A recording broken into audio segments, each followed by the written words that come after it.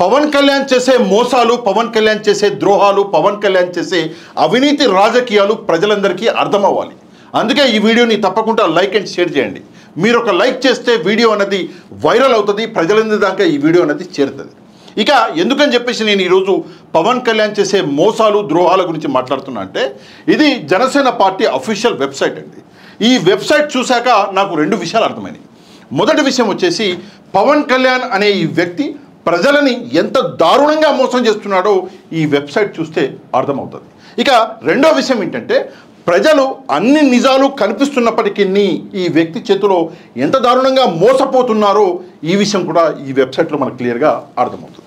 ఇక ఏంటి అంటే, ఈ వెబ్సైట్లో మనం కింద చూస్తే జనసేన పార్టీ, జనసేన 7 సిద్ధాంతాలు అని చెప్పేసి 7 సిద్ధాంతాలు రాసుకున్నాడు పవన్ కళ్యాణ్. ఇక్కడ చెప్పేవేమో శ్రీరంగ నీతులు, చేసేమో గలీజ్ పనులు అని చెప్పేసి ఒక సామెత ఉన్నది. సబ్జెక్టు కరెక్షన్, సామెత నేను ఏదైనా తప్పు చెప్తే క్షమించాలి. ఈడ శ్రీరంగ నీతులు రాసుకున్నాడు పవన్ కళ్యాణ్. ఎన్ని నీతులు రాసుకున్నాడు? 7 నీతులు. కానీ బయట చేసే పనులు మాత్రం ఘోరాలు, మోసాలు. మొదటి నీతి ఏంటి అంటే, మొదటి సిద్ధాంతం ఏంటి అంటే, కులాలను కలిపే ఆలోచన విధానం అంట పవన్ కళ్యాణ్. ఇది 7 సిద్ధాంతాలలో మొదటి సిద్ధాంతం అంట. నేను మిమ్మల్ని ప్రశ్నిస్తున్నా, ఈ వీడియో చూసే వాళ్ళని, పవన్ కళ్యాణ్ కులాలను కలిపేవాడా, కులాలను విడదీసి రాజకీయాలు చేసేటటువంటి వ్యక్తి? తప్పకుండా మీరు కామెంట్ చేయాలి. ఎందుకంటే ఇక్కడ చూడండి, ఈ వ్యక్తి ఎంత పెద్ద మోసగాడో. వెబ్సైట్లో మాత్రం కులాలను కలుపుతాను అని చెప్పేసే వ్యక్తి ఇక్కడ చూడండి ఏం చేస్తున్నాడు. గొడవలు పెట్టను, కాపులకి బీసీలకి గొడవ పెట్టను, తెలుగుదేశం పార్టీ లాగా వర్గీకరణ పేరు చెప్పి మాల కులస్తులకి, మాదిగ కులస్తులకి గొడవ పెట్టను చంద్రబాబు నాయుడు గారు లాగా. ముస్లింలని కేవలం ఓట్ బ్యాంక్ గా చూసి ముస్లింలకి వారిని మతం పేరు మీద చెప్పి వారికి అభివృద్ధి లేకుండా అలా పెట్టే వ్యక్తితో నేను భారతీయ జనతా పార్టీ లాగా చేయను. ఈ రోజు నేను కోరుకున్నాను భీమవరం నుంచి. చాలా బాధగా ఉంది ఈ మాట మాట్లాడడానికి. కనీసం ఆంధ్ర భావన ఎలాగో లేదు, కనీసం కుల భావనను తెచ్చుకుని బాగు చేయండి రాష్ట్రాన్ని. నిజంగా మనస్ఫూర్తిగా చాలా బాధతో చెప్తున్నాను ఈ మాట. గాజువాక్ లో నిలబడండి సార్, భీమవరంలో నిలబడండి సార్, రేపు పొద్దున్న చెప్తారు మీరు పిఠాపురంలో నిలబడండి సార్, అక్కడ నిలబడండి సార్. నేను కులపరంగానే మాట్లాడదాం. ప్రతి కాపు కానీ నిజంగా వేస్తుంటే నేను భీమవరంలో ఓడిపోయాను కదా, నేను గాజువాకలో ఓడిపోయాను, 2 చోట్ల గెలిచేవాడు. కోరికలు ఉన్నాయి కదా, ఎప్పుడు మా కులం నుంచి ముఖ్యమంత్రి అవ్వలేదు. మీరు ఓటేయండి, అవి చూపిస్తాం. ఎందుకంటే కాపులు చాలా నిర్ణయాత్మకమైన శక్తి. తెలంగాణకి తెలంగాణ అన్న భావం ఉంటుంది. మా ఆంధ్రప్రదేశ్ కి దురదృష్టం ఏంటో దౌర్భాగ్యం తెలియదు. మాకు ఎప్పుడు కులాల భావం తప్ప మేము ఆంధ్రులు అనే భావన మాకు లేదు. ఇది నిజంగా ఘోరం. ఎందుకు ఘోరం అంటే, నువ్వీడ రాసుకున్నది ఏంటి, కులాలను కలిపే ఆలోచన విధానం అని చెప్పేసి నువ్వు రాసుకొని నువ్వు కాపులు అని చెప్పేసి మాట్లాడతావా? నువ్వు కులాలను విడదీసి ఈరోజు ఓటు దండుకుంటావా? దీనికంటే సిగ్గుచేటు ఇంకేమన్నా ఉంటుందా పవన్ కళ్యాణ్ గారు అని చెప్పేసి నేను ప్రశ్నిస్తున్నాను. ఈ వీడియో ముందు పవన్ కళ్యాణ్ గారి దాకా చేరాలి. ఎందుకంటే పవన్ కళ్యాణ్ అసలు ఏం మాట్లాడుతున్నాడో, ఎట్లా ఈరోజు ఉప ముఖ్యమంత్రి అయిండు అన్న నిజం ప్రజలతో పాటు పవన్ కళ్యాణ్ కూడా తెలియాలి. అందుకే ఈ వీడియోని పవన్ కళ్యాణ్ గారి దాకా కూడా పంపించండి. ఇక రెండో సిద్ధాంతం ఏంటంటే, మత ప్రస్తావన లేని రాజకీయాలు. మనోడు మత ప్రస్తావన లేని రాజకీయాలు చేస్తాడంట. ఇది ఇంకా ఘోరం. ఇక్కడ చూడండి ఎట్లా మత ప్రస్తావనను తీసుకొస్తున్నాడు, ఎట్లా రాజకీయాలు చేస్తున్నాడో. ఇక్కడ చూడండి, భారతదేశంలో బహుశా బీజేపీ కూడా చేయదు అట్లా మత ప్రస్తావన. ఇక్కడ చూడండి, నాకు కులం లేదు, మతం లేదు, ప్రాంతం లేదు, నాకు మానవత్వమే నా మతం. ఈ మాట అన్నాడు ముందు. I am an unapologetic Sanatani Hindu. ఇప్పుడు ముషా I am an unapologetic Sanatani Hindu. నాకు కులం లేదు, నాకు మతం లేదు అన్నోడివి మళ్ళీ నువ్వు గెలవంగానే సనాతని హిందూ ఎట్లయిపోయినావు? తప్పులేదు, తప్పు లేనే లేదు. సనాతన హిందూ అవ్వడం అనేది చాలా గొప్ప విషయం. నా దృష్టిలో అంతకంటే గొప్ప విషయం ఇంకోటి లేదు. ముస్లింలలో ముస్లిం గురువులు, మత గురువులు అవ్వడం చాలా పెద్ద విషయం. నా దృష్టిలో అంతకంటే పెద్దది లేదు. క్రిస్టియానిటీలో ఒక పాస్టర్ అవ్వడం చాలా పెద్ద విషయం, అంతకంటే ఇంకోటి పెద్దది లేదు. కానీ నువ్వు ముందన్న మాట ఏంది? నువ్వు ముందన్న మాట ఏంది? నాకు కులం లేదు, మతం లేదు, ప్రాంతం లేదు, నాకు మానవత్వమే నా మతం. అప్పట్లో పుట్టో నువ్వు ముందన్న మాట ఏంది? కులం లేదు, మతం లేదు అని చెప్పేసి, మానవత్వం అని చెప్పేసి ఏం చేసినావు? మానవత్వాన్ని చంపేసినవా? బొందగడ్ల పాతేసినవా? ఆ విషయానికి సమాధానం చెప్పు పవన్ కళ్యాణ్.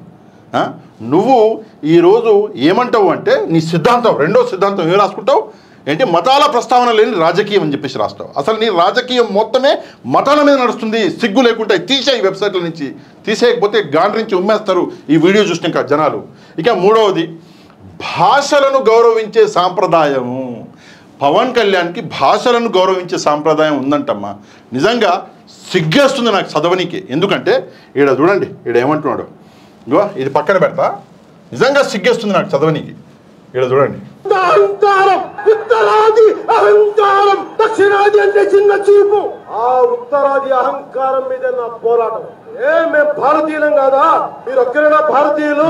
మీ 10 మంది కలిస్తే మీదైనా భారతదేశం. ఇన్ని కోట్ల మంది దక్షిణ భారతీయులకి ఇది భారతదేశం కాదా? ఈ వివక్ష ఎందుకు? అలాగే మనకి కూర్చోబెట్టి ఉత్తరానికి ఉత్తర భారతానికి మనకి సంబంధం లేదన్నట్టుగా, దక్షిణాది వేరు ఉత్తరాది వేరు అని చెప్పి పిచ్చి ఐడియాలజీ కానీ ఇవన్నీ మనం కౌంటర్ చేయాల్సింది. Arguments through rational arguments proper. ఇక్కడ కౌంటర్ చేయవలసింది ఏంది పవన్ కళ్యాణ్? ఏదో ఆర్గ్యుమెంట్ కాదు, నువ్వన్న మాటనే నువ్వు కౌంటర్ చేసుకో.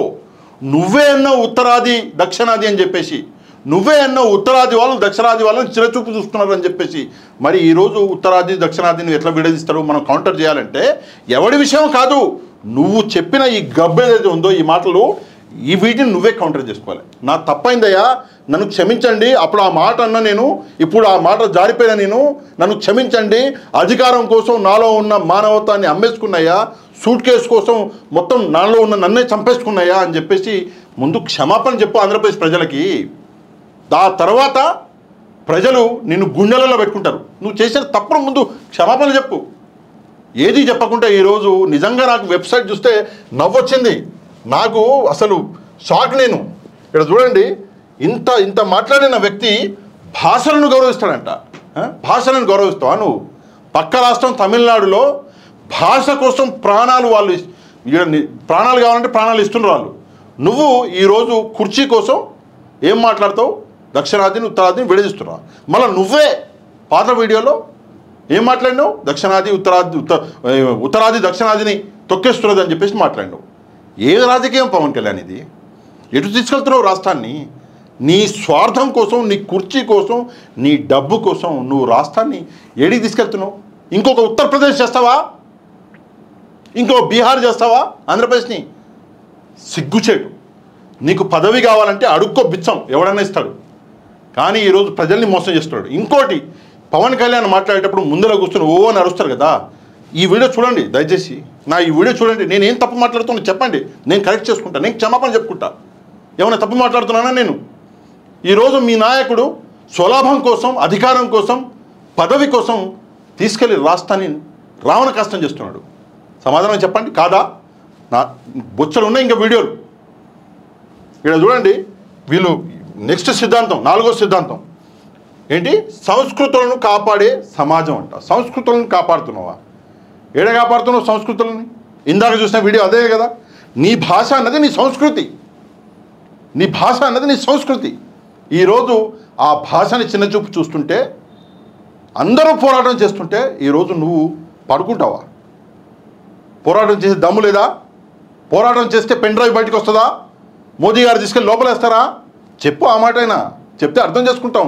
అరే బాబు దగ్గర మన ఏమంటారు, మోదీ గారి దగ్గర పెన్ డ్రైవ్ ఉందా బాబు, ఏమన్నా అంటే నన్ను తీసుకెళ్ళి లోపలేస్తాడు, అందుకే నేను అన్నీ మూసుకొని కూర్చున్నా, మీ పోరాటం మీరు చేయండి, నేను వెనకాల నుండి సపోర్ట్ చేస్తాను మీకు అని అట్లీస్ట్ మమ్మల్నైనా సపోర్ట్ చేయి, మేమన్నా పోరాటం చేస్తాం. ఏముంది బొచ్చు? ఊపిరి ఆగితే చుర్రుని వెళ్ళిపోతుంది ప్రాణాలు. దానికోసం ఇంత గాబరాపడి, ఇంత భయపడి సినిమాలలో మాత్రం పెద్ద పెద్ద డైలాగులు. నెక్స్ట్ మనం చూసుకుంటే ఐదో సిద్ధాంతం, ప్రాంతీయతను విస్మరించని జాతీయవాదం. ప్రాంతీయతను విస్మరించని జాతీయవాదం. ప్రాంతీయత గురించి ఇందాక వీడియోలో కూడా మీరు కొంచెం చూసిర్రు, మళ్ళీ వేరేది ఉంది, అది చూపిస్తాను నేను. ప్రాంతీయత గురించి మనోడు మాట్లాడతాడు, నిజంగా సిగ్గేస్తున్నది. ఇక్కడ చూడండి, మా ఆంధ్రప్రదేశ్లో తెలంగాణకి తెలంగాణ అన్న భావం ఉంటుంది. మా ఆంధ్రప్రదేశ్కి దురదృష్టం ఏంటో దౌర్భాగ్యం తెలియదు. మాకు ఎప్పుడు కులాల భావం తప్ప మేము ఆంధ్రులు అనే భావన మాకు లేదు. ఫలం ఇచ్చి నడిపినట్టు నా తెలంగాణ కోటి రతనాల వీణ, నా తెలంగాణ కోటి రతనాల వీణ. ముందు వీడియోలో అసెంబ్లీలో నిలబడి నువ్వు మాట్లాడిన మాట ఏంది? మొన్న సభలో నువ్వు మాట్లాడిన మాట ఏంది? ప్రాంతాల మధ్యలో చిచ్చు పెట్టి ఓట్లు దండుకునే వ్యక్తిత్వం ఉన్న వ్యక్తివి నువ్వు మొత్తం అయిపోయినాక సభలో తెలంగాణ నుంచి కొంతమంది వచ్చిర్రు పిల్లలు, ఫ్యాన్స్ అని చెప్పేసి వాళ్ళని ఇంప్రెస్ చేయనికి కోటి రతనాల వీణ తెలంగాణ అన్నావు. కోటి కాదు పవన్ కళ్యాణ్, అసలు 1000 కోట్ల రతనాల వీణ తెలంగాణ, 1000 కోట్ల రతనాల వీణ ఆంధ్రప్రదేశ్. 2 రాష్ట్రాలు 1000 కోట్ల రతనాల వీణలు. ఒక రాష్ట్రం తక్కువ, ఒక రాష్ట్రం ఎక్కువ కాదు.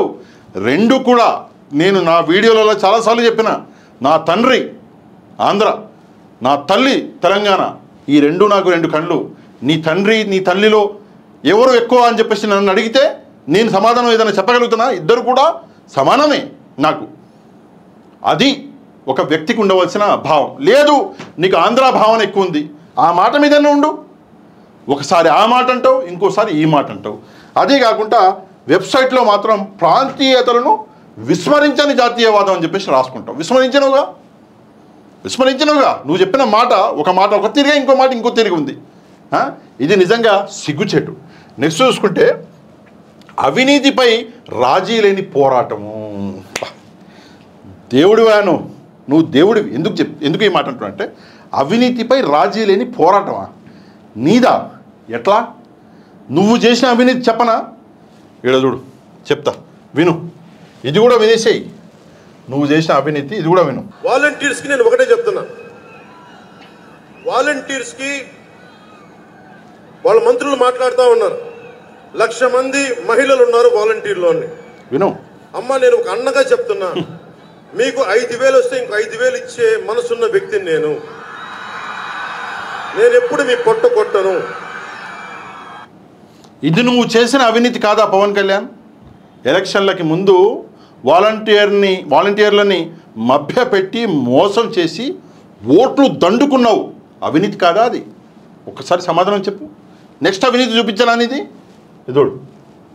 ఇది నెక్స్ట్ నువ్వు చేసిన అవినీతి. సూపర్ 6 బాబు షూరిటీ, భవిష్యత్తు గ్యారంటీ. బాబు గారి షూరిటీ పక్కన పవన్ షూరిటీ కూడా రాయాలి. ఎందుకంటే మీరిద్దరు కలిసే కదా ఈ షూరిటీలు ఇచ్చింది. ఇది అవినీతి కాదా? ఈరోజు 9 నెలలు నిండినాయి మీరు అధికారంలోకి వచ్చి. ఈ రోజు దాకా కూడా ప్రజలకి చిల్లి గవ్వ అందలేడంటే అది మీరు చేసే మోసం కాదా? ఆ మోసాన్ని అవినీతి అనరా? ఒకసారి నువ్వు అర్థం చేసుకోవాలి ఈ మాట. అవినీతి అనరా? ప్రజల్ని మోసం చేసి ఓట్లు దండుకోవడానికి అవినీతి అనరా? సమాధానం చెప్పు. ఏడున్నది ఈ సూపర్ 6? ఏమైనా కనిపిస్తుందా సూపర్ 6? రోజు మభ్యపెట్టే మాటలే, రోజు రాజకీయాలే, రోజు డైవర్షన్లే. ఏదయా ఏడుంది నిరుద్యోగ భృతి 3,000 రూపాయలు అంటే ఆయన అరెస్ట్ చేసిర్రు అని చెప్పేసి. ఏడుందా 15,000 రూపాయలు స్కూల్కి వెళ్ళే పిల్లలకి 15,000 రూపాయలు అంటే లేదు అది సోషల్ మీడియాలో అసభ్యకర పోస్టులు పెడుతున్నారు, అక్కడ ఇంకోళ్ళని అరెస్ట్ చేసినాము. ఏంటి డైవర్జన్ పాలిటిక్స్? ఏడా దొరకకపోతే ఆంధ్రప్రదేశ్ అంచో ముంబై నుంచి తీసుకొస్తున్నారు. ఈరోజు ఆ ముంబై నుంచి వచ్చినటువంటి నటి ఈరోజు ముందుకొచ్చి మీడియా ముందుకి మీ ప్రభుత్వాన్ని ఏకిపారేసింది. ఈరోజు సిగ్గుండాలి. ఇవా డైవర్జన్ పాలిటిక్స్? నీతి నిజాయితీ, ఆ నీతి నిజాయితీ రాజకీయం అన్నది చేస్తే 100 సంవత్సరాలు నువ్వు బ్రతుకుంటావు. చచ్చినాక ఇంకో 1000 సంవత్సరాలు ప్రజల గుండెలలో ఉంటావు. ఈరోజు ఎన్టీఆర్ గారిని ప్రజలు గుండెలలో పెట్టుకున్నారు. ఈరోజు రాజశేఖర రెడ్డి గారిని ప్రజలు గుండెలలో పెట్టుకున్నారు. దేనికి? నీతి తప్పని రాజకీయం చేసారు వాళ్ళు ఎప్పుడు ఇట్లా చిల్లర రాజకీయాలు చేయరు. నువ్వేం చేస్తున్నావు అంటే నువ్వు సడన్గా మెట్లెక్కేసి ఏడుకోపోతా అంటున్నావు. అట్లా దాని రాజకీయం అనరు. నువ్వు సడన్గా పోతే సడన్గా కింద పడతావు ఏదో ఒకరు. అది చాలా డేంజర్ రాజకీయం అది. నీకు అది అర్థం కావట్లే. ఏముందిలే, పిచ్చోళ్ళు ఉన్నారు, మతం పేరు చెప్తే ఓట్లేసే వాళ్ళు పిచ్చోళ్ళు ఉన్నారు, కులం పేరు చెప్తే ఓట్లేసే పిచ్చోళ్ళు ఉన్నారు, నా భవిష్యత్తు షూరిటీ గ్యారంటీ అని చెప్పేసి నువ్వు అనుకుంటున్నావు. 21 సీట్లు వచ్చినాయి. మళ్ళీ ఆ 21 సీట్లు మళ్ళీ 1 సీటో 2 సీట్లు అయినా కూడా ఆశ్చర్యపోకర్లే. ఆంధ్రప్రదేశ్ ప్రజలు చాలా డేంజర్, నీకు తెలియదు. ఒక్కసారి వాళ్ళకి మ్యాటర్ అర్థమైందనుకో, నువ్వేం చేస్తున్నావు అర్థమైందనుకో, దాని తర్వాత నీ సీటు నువ్వు గెలుతుడు కూడా గగనం. మళ్ళీ వాళ్ళు కూడా మళ్ళీ నెక్స్ట్ టైము పాపం ఆ వర్మ గారిలాగా ఎవరినో ఎత్తుకోవాలి నువ్వు, మళ్ళీ వాళ్ళ సీటు మింగి నువ్వు గెలవాల్సి వస్తుంది. అంతేగాని నువ్వుగా గెలవడం అనేది అసాధ్యం. అంతేందుకు, ఇదే పిఠాపురం నుంచి 2029లో గెలిచి చూపి చూద్దాం. అప్పటికి ఇక సర్లే, నెక్స్ట్ వచ్చేసి అప్పటి మాటలు అప్పుడే మాట్లాడదాం. ఇప్పుడు ఎందుకు? ఇప్పుడు నిజంగా నవ్వొచ్చేటటువంటి కార్యక్రమం ఇది. ఈ 7 సిద్ధాంతాలు. ఇక 6 మాట్లాడినాం, 7వ సిద్ధాంతం గురించి కూడా మాట్లాడదాం. పర్యావరణాన్ని పరిరక్షించే అభివృద్ధి ప్రస్థానము అని చెప్పేసి రాసుకున్నావు. ఇక పర్యావరణం గురించి నేనేం మాట్లాడలే. ఎందుకు మాట్లాడానంటే మొన్నటికి మొన్న ఆ రిషికొండ బీచ్, అరే అవన్న సిగ్గున్నది నాకు అర్థం కాదు. ఆ రిషికొండ బీచ్ అక్కడ గ్రీన్ ఫ్లాగ్ ఏదో ఫ్లాగ్ బ్లూ ఫ్లాగ్ ఏదో ఫ్లాగ్ తీసేసారు. ఎందుకంటే మీరు వచ్చినాక బీచ్ లోపల కుక్కలు వచ్చినాయంట, మీరు వచ్చినాక మెయింటెనెన్స్ లేదంట, మీరు వచ్చినాక చెత్త పేరుగా పోయిందంట. నువ్వు ఆడ ఫ్లాగ్నే చేంజ్ చేసిర్రు. మీరు చేసే గబ్బు పనులకి మీరు మెయింటైన్ చేయలేక ఆ రిషికొండ బీచ్ పేరు చెడిపోయింది. మీరు పర్యావరణం గురించి మాట్లాడతారా? నాకు అర్థం కాదు. ఒక్కటంటే ఒక్క సిద్ధాంతం పవన్ కళ్యాణ్ 7 నువ్వు పాటిస్తున్నావా? పాటించినప్పుడు ఎందుకు ఈ సూక్తులు రాసుకోవడం వెబ్సైట్లో? తీసేరాదు. తీసేసి నువ్వు ఇక్కడ రాసుకో, ఏమని కులాల మీద రాజకీయాలు చేస్తా నేను, మతాల మీద రాజకీయాలు చేస్తా నేను అని చెప్పి రాసుకో. ఏం పోద్ది? నువ్వు అట్లా రాసుకున్నా కూడా ఓట్లేసే పిచ్చనా కూడా ఉన్నారు. ఇక్కడ రాసుకో, భాషల మీద నేను భాషల్ని గౌరవించను, భాషల మీద నేను రాజకీయాలు చేస్తాను రాసుకో. ఇక్కడ రాసుకో, ప్రాంతీయతను గౌరవించను, ప్రాంతీయత మీద కూడా రాజకీయాలు చేస్తాను రాసుకో. ఇక్కడ రాసుకో, సంస్కృతులు అంటే నాకు అసలు నచ్చదు, సంస్కృతి అంటే అసలు నాకు పడదు అని చెప్పేసి రాసుకో. పర్యావరణాన్ని మొత్తం నేను నాశనం చేస్తాను రాసుకో. అయినా కూడా నీకు ఓట్లేసే పిచ్చనా కూడా కొంతమంది ఉంటారు. ఆ ఓట్లన్నీ వస్తాయి. ఎందుకు ప్రజల్ని మభ్యపెట్టుడు అవసరమా? నిజంగా నాకైతే నవ్వొచ్చింది. అసలు ఈ వీడియో అనేది ప్లానింగ్లోనే లేదు, నేను ఈరోజు చేసేదే కాదు. ఇది చూశాక చేయడం కంపల్సరీ అనిపించింది. అందుకే తప్పకుండా ఈ వీడియోని లైక్ అండ్ షేర్ చేయండి. అండ్ తప్పకుండా ఈ విషయం మీద మీరేమనుకుంటున్నారో కమెంట్ చేయడం మాత్రం మర్చిపోవద్దు. ఎవరైతే ఛానల్ని సబ్స్క్రైబ్ చేసుకోలేదో ఛానల్ని కూడా సబ్స్క్రైబ్ చేసుకోండి. నెక్స్ట్ వీడియోలో మళ్ళీ కలుద్దాం. అంతవరకు థ్యాంక్ యూ వెరీ మచ్. జై హింద్.